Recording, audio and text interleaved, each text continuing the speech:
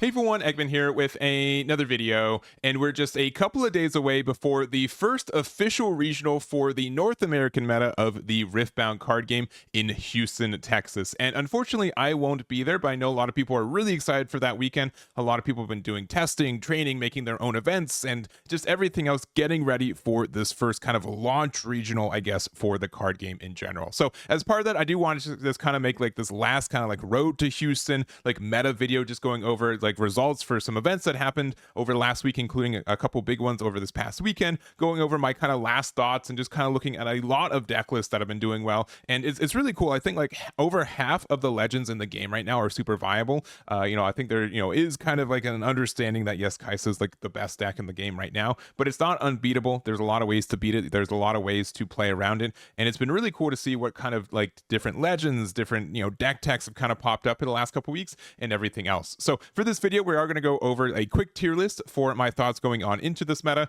We're also going to go over like some high level overviews for some larger events that have happened in the past weekend, and then just kind of some individual deck list as well. You can find them all linked in the description, as well as the timestamp in the description too, if you guys want to just kind of jump to one part of the video there. I made it pretty easy for you guys. But real quick before we get started, if you guys are new to the channel, please make sure to hit that like and subscribe. We do make a lot of content for the Riftbound card game, and I don't want you guys to miss it. Also, again, if you guys want any of the deck lists that we go over and many more, you can find them linked in the description on my website, Eggman Events, which we maintain on a daily basis, so you can find more and more as we get more information. We are again going over 3 events, including the Eggman Events and GG Haven Triple Winner Box, which shout outs to GG Haven for not only helping for this event, helping keep this website up to date as well. And we also did do a live stream for our event. We went through all of the 6 rounds for the games there, so you can check out any of the gameplay as well. Shout outs to Div for being my co-commentator for the day, and you can find everything. And our favorite match for the weekend, I think, was the Christian versus Holden on the Yasuo versus Sett. Super fun game, round 3. I'm not going to spoil much more of it, but I highly recommend you check it out if you haven't already. Super fun game to watch there. So other than that, make sure to check that out. And we also do have as a recording, Runes and Rift, they are going to publish the deck list for this event as well. We don't have it as a recording, but if this video is a couple hours later, there's a good chance we're going to have it. I'll probably put a pinned comment, but they did have a pretty big event here too, and I'm really interested in their top 8 breakdown. We having 2 copies of Teemo, 2 Sett, 2 Darius, and then single copies of Kai'Sa and Master Yi there. So all of that aside, we can also, if you want to check out any of the deck lists, the tournament deck list table, which is right here on the kind of section page, we have over 200 deck lists and a lot of like kind of like Nexus Night and Summer Skirmishes, which can get like a dedicated page for it. We add those deck lists there, and I think there are also just a valuable resource for it. So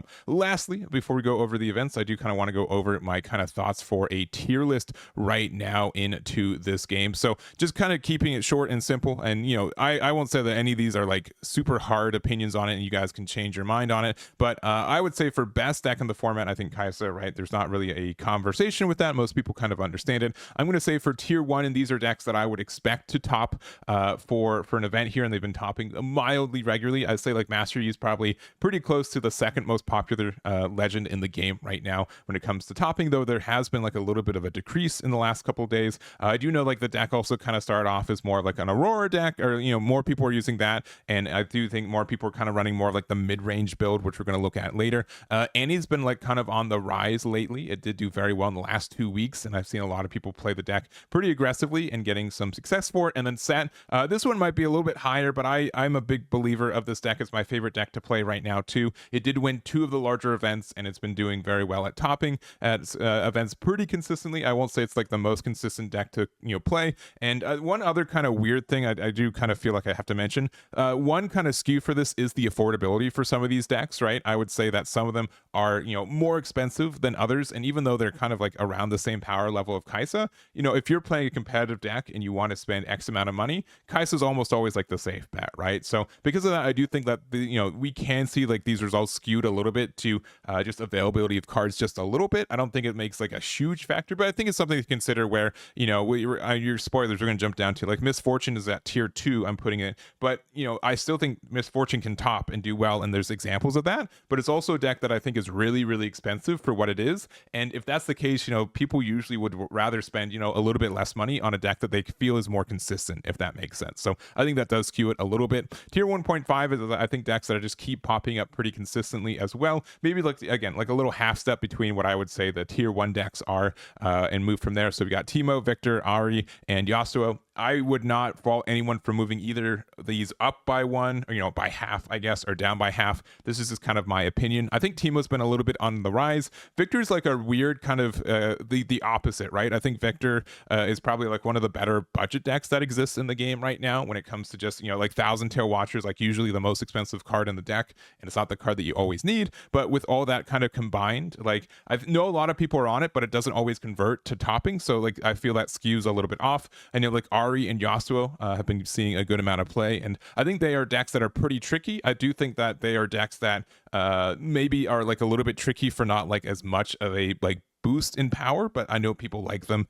and they play those. And then tier 2, and honestly, like for most of the tier 2 decks, they have like a really, really high ceiling for how they work, but they do have kind of a little bit of like more RNG involved, right? So I think Misfortune, Jinx, Darius, right, we kind of have these mechanics where we don't have like a lot of resources. I think like Aurora has been getting a little bit less good as the weeks have been going on, but they still can be very good, and the ceiling again is very strong. But sometimes you're just like the person watching the game being played than necessarily, this is my best play, absolutely, and I always will get this off. It is, please make sure that there's a dead bloom off the top off this Aurora, or I hope this baited hook has hit something really good, those kind of things. Jinx also just has like a really low hand size, but it's able to do very well. And then lastly, Leona. I don't think Leona is bad. I think the only issue with it is that it's just kind of missing something. I think that's kind of the idea. I think it might be getting better with some of the gear and weapons that we get in the next couple of weeks as well. But I do think that, or the set too, not in a couple weeks. But I don't want to say like this deck is bad, but I just haven't been seeing it as much. And then tier 3, I don't know if people are going to dunk on me for putting Lee Sin at the top of tier 3. I think Lee Sin's really good. My only issue is that I don't really think you should be playing Lee Sin when you could be playing Master Yi. Like there's not as much of a reason to do so right now. That can change in the future. And I know that you can find success from Lee Sin and people have been doing well with it. I am just not the person who says like, this is the deck I want to play, when honestly, I'd rather play Master Yi or Sett, which is kind of like the branches of like, right? Lee Sin's like an in-between of, I think, Master Yi and Sett when it comes to it. Maybe not a great analogy, but why would I play like the half when I can just choose one of the absolutes in my mind? So other than that, Lux, Volibear, and Darius, there are tier 3. I will be completely honest though with how this game works and how it kind of, popularizes like how good the player is, can really change the fate of the game.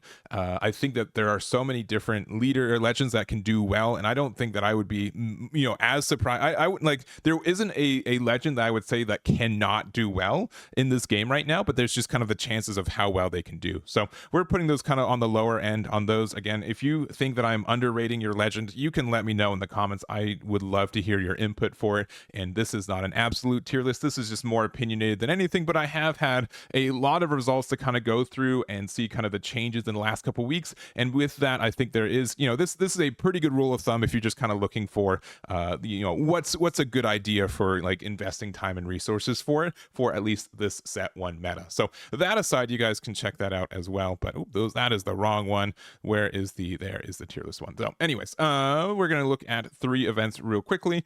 So we did have our triple winner box. Again, you can find the live stream in the description if you haven't already. Super fun game, but day for us. But we did have a top 8 that was a little bit more understood, of 5 Kai'Sa and 3 Master Yi. We're going to go over some individual deck lists though, because I did look at some unique top 16. So we did have Jinx, Teemo, Leona, and as well as Ahri in the top 16 there too, which is really, really cool.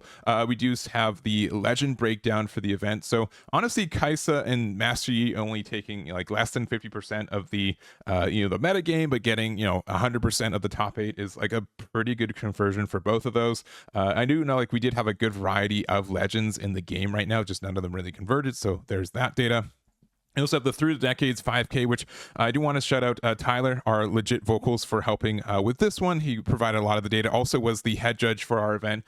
this weekend too. So really helpful this weekend, the last couple of days. So I really do appreciate it. And we do see kind of a more, I'd say, diverse top 8 of this one. So 3 Kai'Sa, 1 Annie, 1 Ahri, 1 copy of Sett, 1 Teemo, as well as 1 Darius. So we do see a little bit more variety throughout these as well. We do see like a lot of people not on Master Yi as much, and I think that's been kind of the weird dip in like the last week or so, especially like again with the Aurora builds. We're not even going to look at an Aurora build today, and I don't know if it's a combination of just like, you know, how inconsistent the deck can be sometimes, how fast the meta has kind of evolved in the last couple weeks, but also the fact that again those decks are pretty expensive compared to other decks in a game that I'd say like the average price of a deck is usually a little bit high for the average player. So like having the super high end of expense when the deck isn't always worth it can be a little bit of a turn off for it. So I don't have much more for this one. We are going to look at a couple decks from this one too. So we do have all of the top 8 there. And then lastly, we do have Taps Games 100 plus player summoner skirmish as well. And I do want to shout out the website of Riftx for having this data for us. We did get the top 8 from this one. You can find the entirety of, I think, the top 114 from their website here. So you can find all that. There weren't any unique deck lists in the top 16 legend-wise that we didn't already cover. Otherwise, I would have added that to it. But we did have a top 8 of 3 Kai'Sa, 2 Master Yi, 2 Annie, as well as 1 Viktor. And we do also have the legend breakdown there. So I do appreciate it. And, you know, we do see a good amount of Kai'Sa as well as Viktor. And again, like Viktor's probably, from the numbers, probably pretty close to the 3rd most popular legend in the game right now. So it's cool to see that, but again, like the conversion's not always there for it, which I find is really interesting. So if you guys want to see more data on all of this, you can find them on the website, Eggman Events, and we're just going to go over the individual deck list from now. So we're going to start off with Alex's version of Master Yi, and this is the winner from our triple winner box this weekend as well. So went 6-0 with this. We only did Swiss for our event just because of time reasons. It was also a webcam event, but I was kind of worried about like how, you know, a webcam event for something where we had like battlefields and sideboards and everything, but it was a really good weekend. We had a lot of fun. I think the live stream went good. I think the tournament went well, and I really do appreciate our judge staff for helping with this as well. We would not be able to do it without them, and Alex did like a really good job for this one. So this is you know, I'd say like people have been calling it the mid-range build. I don't know if it's, I like to call it like the hold build, right? Because, you know, Yi is like one of the best legends in the game right now to hold a battlefield and get a lot of pressure for it. So I think Stalwart Poor is like the best card to play early game because you can just sit it on top of the Grove of the God Willow, and that could, you know, potentially just draw you like 3 or 4 cards throughout a game if your opponent can't immediately answer it. The champion unit for Master Yi is kind of like a good get out of a problem situation, right? Because, you know, for 7 you can just, you know, apply 6 pressure onto a battlefield, which is really nice. Zonya's Hourglass has been very good for kind of like checkmating when you're already ahead. If they try to remove your bodies, you can just bring it back. White Flame Protector and Dead Bloom are just some of the strongest cards I think in the game right now. So Dead Bloom being able to just play it onto a battlefield and then you get to defend it as a 10 might unit with deflect is great. White Flame Protector just saying, well, you have your pit rookie in the back, now it's attacking for 10, which is absurd, and then just getting the you know, conversion of white, and then you have this 8 might power body later in the game as well. So I do think that also when it comes to kind of countering Kai'Sa, we have some of the best cards in mind, right? We have the Unyielding Spirit, we've got the Sabotage. Rune Person is really good against specifically Sett. Stunning a unit really makes it difficult for them to do anything. Primal Strength, I've seen people kind of tack add this for a little bit to help you just get a control of a board very quickly. And then Mystic Reversal, if you don't like Windwall, you can play the fancy version of it there. So other than that, I think like this is, you know, if I was to try to go like, you know, try hard with the deck, I think that Master Yi is very good into this format right now. It's a little bit particular. It's really kind of about battle math a lot of the time too, which I have a big time fun with. And I think Calm is like, you know, green, like being able to pass with green with having like 3 runes open, like your opponent's going to be in despair, right? There's just so many different ways that they can say like, oh, I'm going to defy, I'm going to like unguard, you know, you can do discipline, right? There's just like a lot of ways to get advantage on your opponent's turn, which I think is really cool. So this is a build from Alex. Congratulations for their win here with Master Yi. We also have Kai'Sa, so we decided to choose Agustin's version from the TTD Riftbound 5K that happened as well. So again, over 150 players with a top cut as well. I'm not going to spend too much time on Kai'Sa, but like I think like the best thing about Kai'Sa is that we have so many different avenues to the same success road, right? In the way that, you know, the battlefields for these decks, I think like Dreaming Tree is like the only one that I think is like a mandatory for it, but I've been seeing seen people play Grove of the Godwiller. We've seen Reaver's Road, right? We've seen so many different, like we see Void Gate, we see, Viomaz. Like, you are so good, like being able to say what is not the, the battlefield that will benefit me the most. What is the battlefield that can potentially, mess up my opponent more? That's like one of the biggest things I think that, you have access to with Kai'Sa, which is strong. We have four different rune spells, such as Superfy, Cleave, Hex, Text Ray, and Retreat, right? This has been like a really good ad, I'd say, in the second half of since release. A lot of people have been saying, you know what, Retreat is really good to be able to save your unit and then ramp one and then get benefits for it next turn. And also the fact that it's a spell you can play for one means it's really good for Ravenbloom, or it's really good for like the Darius as well. Sometimes you'll have like a Watchful Sentry out and it stays around and you want to be able to play your Darius, so you play it out, you play the Retreat on the Sentry, and then you can play it again later, or even like the Lecturing Yordle, so you can get the draw a second time. All of that can just be really, really good for it. So Thousand Tail Watcher, great card. I don't know who doesn't know this yet. Is probably the best finisher in the game, at least consistency wise, right? It's like such a minimum cost and like such a flexible thing to say, you know what, I'm just going to be able to get any battlefield that I want almost every time, unless my opponent has like some ways to interact with it. So very good card in this meta right now.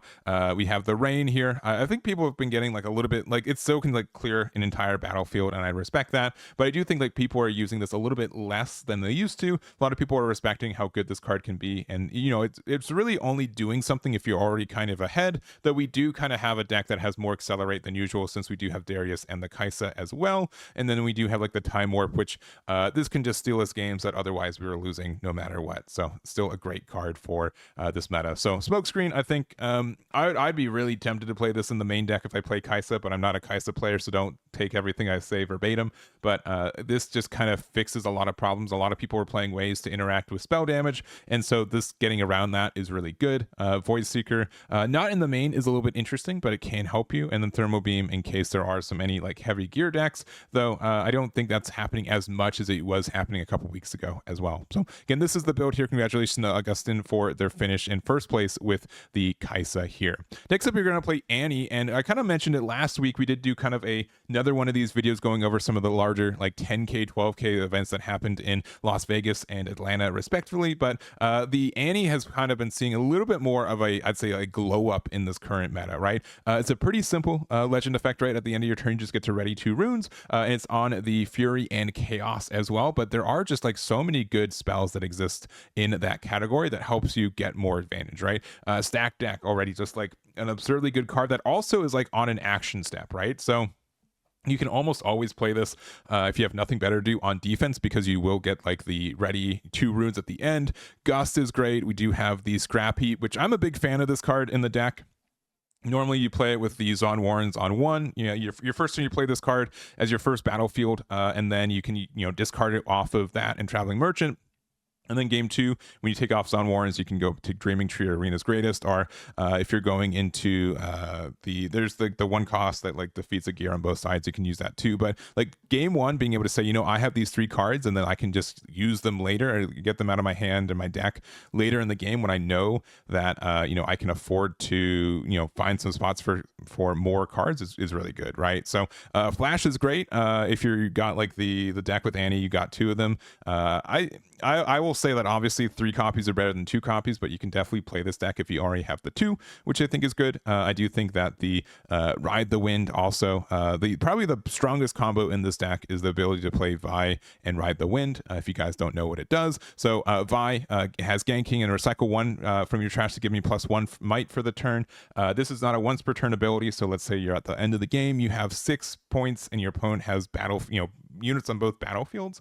What you can do is you can play Vi for 2. You can use the effect. Let's say you're just going to recycle a casual 12 cards, right? Then you can go to 15 might, and then when you do that, you can attack, use Ride the Wind to move to one of the battlefields. You will assumedly win it, and then you can use the ganking ability because it is friendly and ready, so you are able to move it to the other one. You can just get points off both, and then you just kind of win the game off that, right? So it's really difficult to interact with at times, right? Being able to just go back to back to get those points, which is really strong. We have ways to get kind of sneaky points with stuff like the sneaky deckhand as well, and then like the fight or flight, the falling star, even though losing 2 does hurt a little bit more, but we do have access to Kai'Sa and Darius, some of the, again, best accelerate units. I know Darius isn't strictly accelerate, but he kind of is. So other than that, I think this deck is in a really good spot right now. A lot of people have been playing, and it's been cool to see it kind of rise the ranks in the last couple of weeks. And I would contend it as like one of the best 5 legends in the game right now, which I wouldn't immediately say a couple weeks ago. So it's cool to see that change there. So there is the build here. Congratulations to Dylan for their second place at the 5K as well. Next up, we've got Tyler with their build of Sett the Boss. And again, this is my favorite legend in the game right now, so I have a little bit more opinions than usual. But one big thing that I've noticed is that the popularity rise of the 4-cost Sett and kind of using like the arena bar build with it. So I generally play the 5-cost Sett for this build, and spoilers, I did get a top 8 finish at a summer skirmish here in LA this past weekend. So it's pretty much the same deck I've been playing a little bit, and honestly I will probably change it a little bit if I play this deck again, an event this size. But I generally kind of focus more on the 5 cost, right? The fact that you can just play this for 5 and then say next turn I'm going to punch for 8 or higher pretty easily is really, really nice. But I do think that for comparison, the build with 4-drop Sett has a lot of mobility. For one, Sett with a showstopper here just turns you into a 7 might unit that is also 7 might on defense, which is hard to interact with. Specifically, 7 might is tough when you're playing in stuff like Kai'Sa. So they're going to try to falling star you, but then they have to falling star and do something else, which is it's not like impossible, but it does give them more cards that they have to get out of your hand. And then if they do that, you still just get to save the Sett with your legend ability. So that's really tough, and I think that this has been found to be like really good against Kai'Sa specifically. There is also the arena bar. I do think that this is a little bit tougher to get full value for, and there is kind of like this split between the I'd say the Sett community of like, do you like arena bar or do you like not arena bar, right? It's either you play at 0 copies or play at 3 copies, right? People either love or hate it. I'm definitely in like leaning more into the hate side of it things, but I do 100%. I will never argue that you can't play this card and that is a bad card, but I feel like it's sometimes a little bit slow and clunky, but when it works, it does really, really work, and it can get you there. So especially if you're playing stuff like Fiora, right, this helps you. If you play arena bar on 3 and then on 5 you just play Fiora and then you can buff it immediately, that does help a lot. I do find that really helpful. And then if you're also just playing Lee Sin, just being able to have a card from us to be able to like make these buffs mean more, right? So other buff units get +2. I think like for what it is, like if you're playing arena bar, like this is the way to build it. I think like all the cards have a lot of good synergy, and it definitely helps a lot there. So and honestly, like just having the 4-drop Sett, being able to the fact that it doesn't give a buff to itself inherently, arena bar really helps you get there with those buffs as well. So other than that, I think it's pretty understood like what the again, Sabotage and Yielding Spirit, great cards in the body color already. Salvage as well, in case you do end up facing against any Aurora decks. We've got Imperial Degree as well as the Sett here. So and I do like the fact that after game 1, if you're playing against a deck where the 4-drop doesn't do as much, you can just slot back into the 5-drop and you can get the advantage back that way, which is nice. So the stage of the battlefields, Grove of the Godwilla, Dreaming Tree, and Monastery of Hirana. I do think that the hand size for Sett can be a little bit low at times, so having 3 different battlefields that can help you draw is nice. And then I don't really have much to say that I haven't at least said probably like every video I've made in the last month or so. So here's the build from Sett. Congratulations to Tyler for their finish here with the 6th place at the 5K. We also do have next up the Teemo here. So this is Ruben's build, and this is from our event that we had, our triple win-a-box as well. I have been seeing like Teemo be a little bit more popular lately. It's been a little bit on the rise, and if someone told me that they thought Teemo was in the top 5 legends in the game right now, I don't think I would hard disagree on that either, because I do know, again, the thing that he does is really unique, and the way that he works is additionally really unique with all the hiding and stuff of cards here. So if you guys don't know how it works too, you may pay 1 to play you may pay 1 to hide a card with hidden instead of recycling a rune, and then for 1 tapping and put a Teemo unit you own into your hand from your champion zone or the board. So that lets you use this Teemo, you can hide it and then you can put it back in your hand and hide it again. So that is pretty helpful for being able to help you get the +3 the turn that you play it, and also kind of get around like targeting effects as well there too.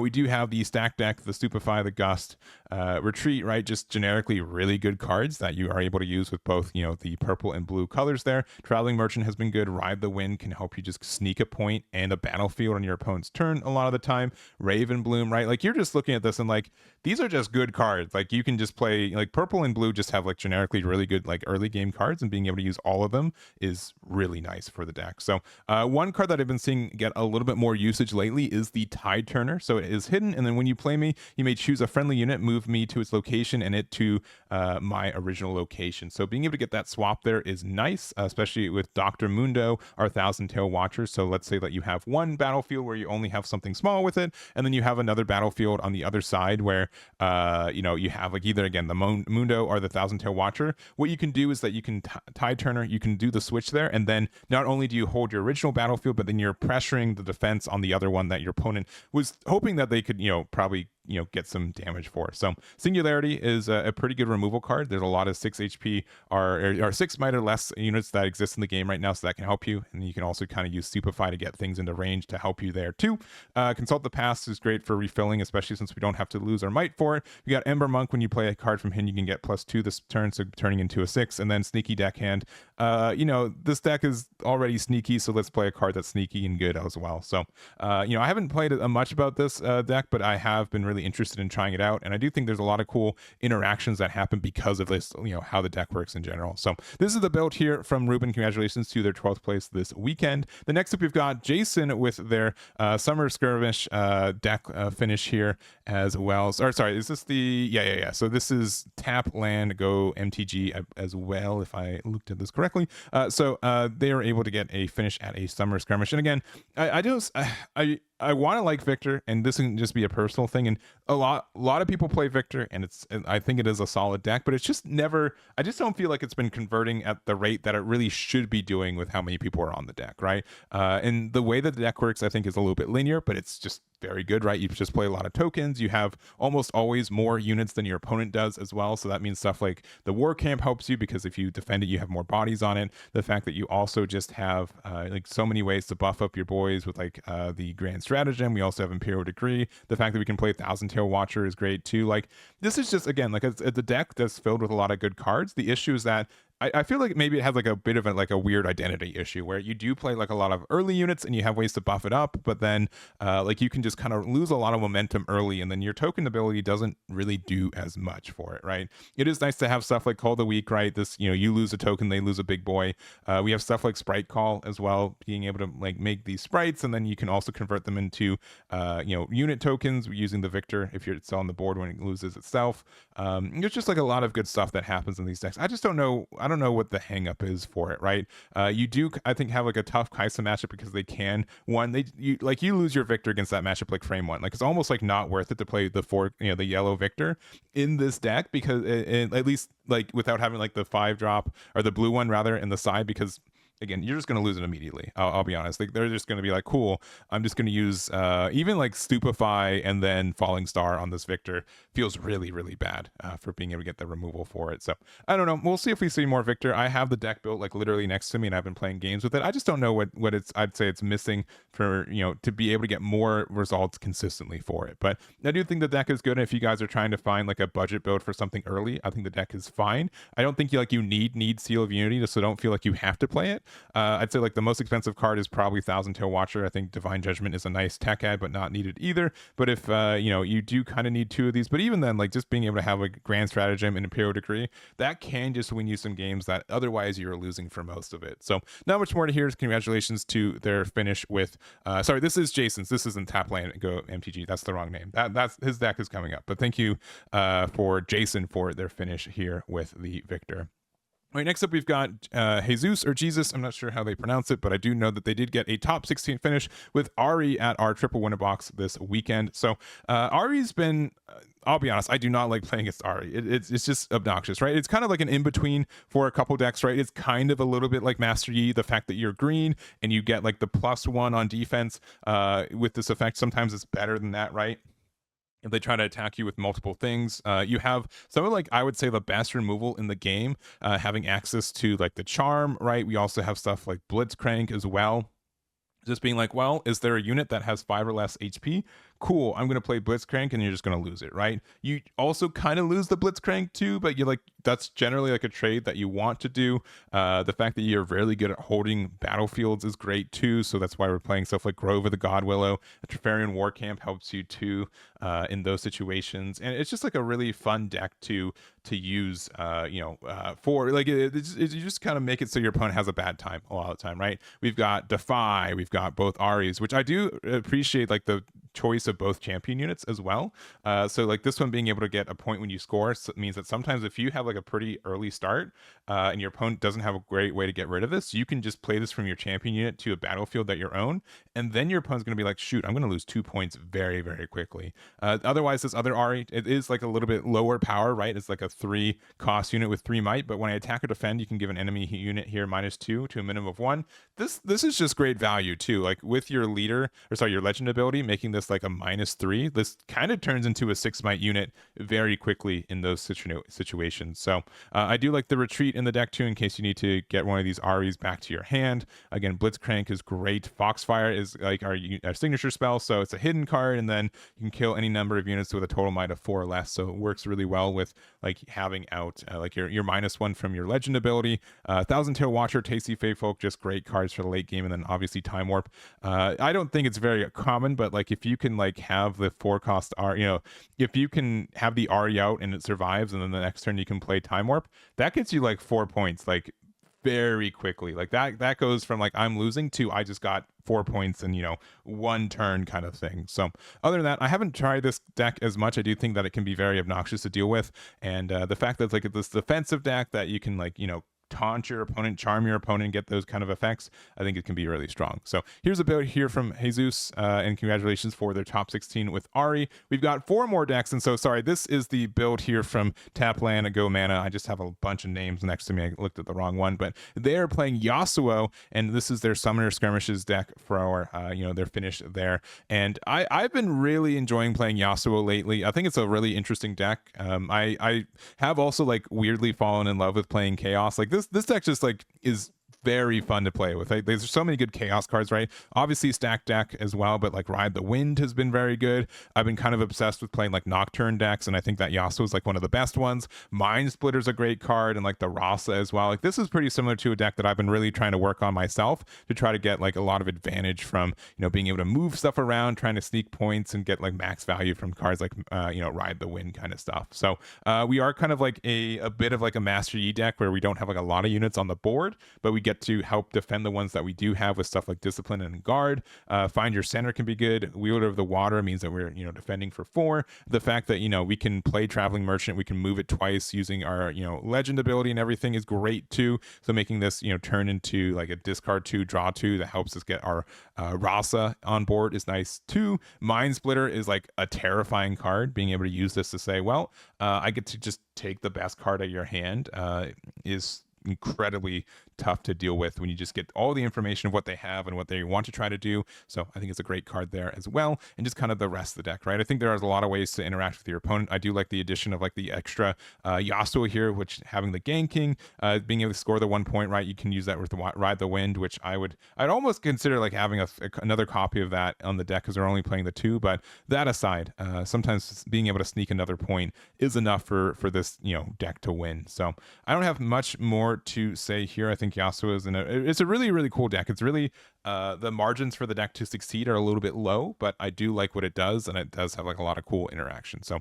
here's a build there. Congratulations to TapLandGoMTG for their finish with Yasuo. And the next up we've got Jinx. So this is Luis's 11th place finish at our triple winner box this weekend. And so I think like Jinx has been like a little bit less popular lately. I do know like it's a starter deck. I do like that Jinx is like a fan favorite character within the League of Legends lore, right? So a lot of people are trying to make this deck work, and I think this is a really interesting build for how it works too. So we have Zon Warren's Wimswept Hillock in the Arena's Greatest, and we kind of mentioned it before, but we have the same runes as Annie, right? We are also, or sorry, that's not Annie, this is Annie. So being able to be red and purple here does help us we can also just do the Vi Ride the Wind combo, which is again, very absurd if you're able to get it to work. We do also have the Immortal Phoenix, which is a really cool card. I've been wanting to make this work myself, and we are like a very heavy discard deck too. But you know, when you kill a unit with a spell, you can pay 1 and recycle 1 red to play me from your trash. So the fact that you can just keep bringing this back,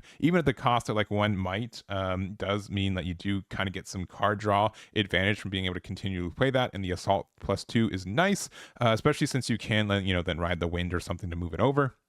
We do have the Darius, we do have the Super Mega Death Rocket as well. Being able to, you know, just deal 5 to a unit is good enough. Sometimes we got the Invert Timelines, we got the Flame Chompers, the Sneaky Deckhand, and you know, this is, you know, definitely an aggressive deck. You do have to be worried that you won't be able to have a lot of cards in hand consistently. It's tough to have 2-card combos like Vi Ride the Wind when you only like draw the top 2 cards of your deck every turn anyways, so is a little bit, I think, more, you know, hopeful for that. But there are some great ways to get that. So we are choosing like this Jinx as our champion unit, so when you discard 1 or more cards, you can ready this, give me +1 might for this turn. And then in our side, we do have just kind of the Rebuke, the Marauder, the Draven, as well as the Thunder Song, which this can just prevent your opponent from like interacting with you the entire turn, which is kind of nice. So I don't have much more to say about this. I haven't had as much, you know, trial with Jinx, and I know a lot of people are kind of moving on to Annie, but I do think there are a lot of reasons for this to work. It's definitely a little bit cheaper at times too with how the deck works, and it's really cool to see it do well. So this is Luis's build. Congratulations to their top 16 with Jinx. Next up, we've got Grant, who got an 8th place finish at the TTD 5K. And I don't know how I feel about Darius. I have a Darius build right behind me. I have it sleeved up, and I've tried to make the hook build work. And my experiences are kind of just mixed, and it could just be me, like Darius, like true to form to playing him in League of Legends, right? Like he is like very combo based. He's really about you making sure you do your interactions at the right order at the right time, and I think they've done like a pretty good job at making that ring true for this deck in general as well. So, you know, reaction for Legion being able to have like 1 extra resource every turn is really nice. Obviously, being able to have Darius as a champion unit that we can just play out of our champion unit zone is almost like worth it by itself, right? But the red-yellow combination is a little bit tough, I think, to get full advantage for. So we do have the baited hook, right? And I do think like if less and less people are kind of teching for Aurora, I think baited hook has like a lot of weird things where if they are teching for Aurora, they have stuff to get rid of gears, which include this one. But this also does have a great way to get more and more cards onto the board for us. So, you know, for just paying for 1 and just recycling a yellow, which again, you can use your, you know, your Hand of Noxus effect to be able to get that reduction is really nice. But you look top 5 cards of your main deck, you play a card from among them that has might up to 1 more than a killed unit, ignoring its cost, and recycle the rest. So that means there's stuff like the Draven here. So every unit I think has like a cost of 2 or more, so it's very easy to upconvert that. And then, you know, if you have 2 points, then this becomes a 5 might, and that just gets better and better. So that's great. Vayne also kind of the same way. It has 2 might, so you can almost always you should always be able to like get this off of beta hook. And then if your opponent controls a battlefield, you enter ready with assault, so you just kind of get 5 assault damage onto a, you know, somewhere on the board, which is nice. So you can also, when you conquer, pay 1 to return to hand, so you can play it again next turn and keep it safe. So that is nice. And we do have like the Divine Judgment, the Noxious Hopefuls, the Spectral Matron, all these kind of cards to keep us like kind of cycling through our stuff.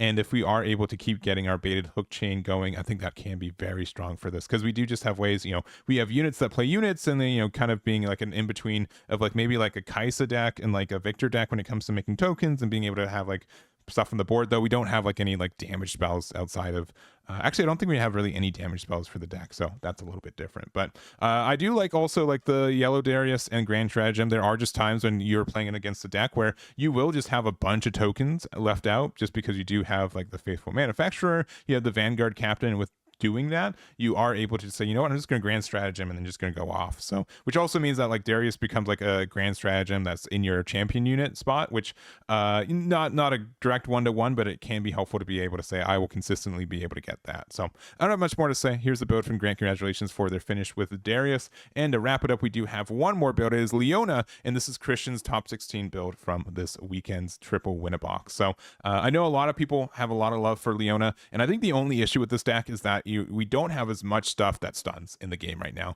And I think that's something that can change in Set 2. We've already seen a couple cards revealed with that kind of thing going on, but it's just like a card that, you know, people are testing with it now, making sure that they know how it works. And then when we get more stuff in Set 2 to help you, support this deck, I think it can definitely take off, and you can get that, experience from playing with the deck wants to do. So we do have like the signature spell, Zenith Blade, which is also fantastic. Stun an enemy unit at a battlefield. You may move a friendly unit to the enemy unit's battlefield. So being able to get that ability, being able to get like the stun effect, right? We do have the ability from the champion Leona as well. If your opponent scores with 3 of your victory score, you get to enter ready, and then also stunned enemy units here have -8 might. So being able to like stun something and give it the minus might and get all that is good. It's just like the weird kind of 50-50, right? You can play this one where you get more stuns consistently, but you get left off of it, less from it, just like the buff itself. Or you can play this one where if you stun something, like it's essentially just a removal, but you don't get to stun it for free, right? Like your legend ability being able to say, oh, I get to, when you stun something, you get to get buffs, which are cool.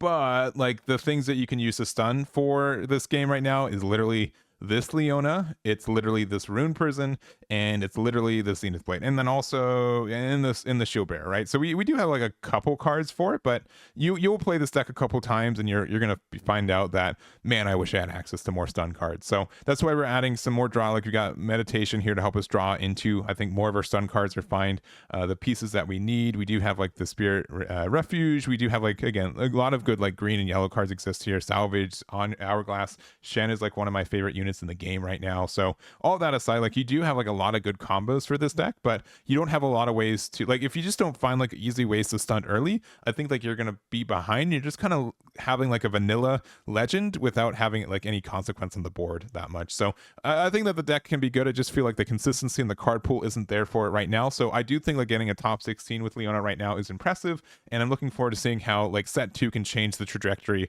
of a deck like this one. But I still think it's like viable. I know a lot of people are making it work. I just don't see that it's there quite yet. So there it is. So congratulations to Christian for their finish there. And that's going to be it for this video. Again, I feel like I've been talking forever. It's been about 40 minutes, but I've been, again, having a lot of fun going over this game. Even for Set 1, there, I feel like this game is super deep right now, and I've been enjoying looking at turn results, and I'm going to be looking forward to seeing how Houston goes as well. So that's going to be it for me. Thank you guys so much for watching, and we'll catch you all next time.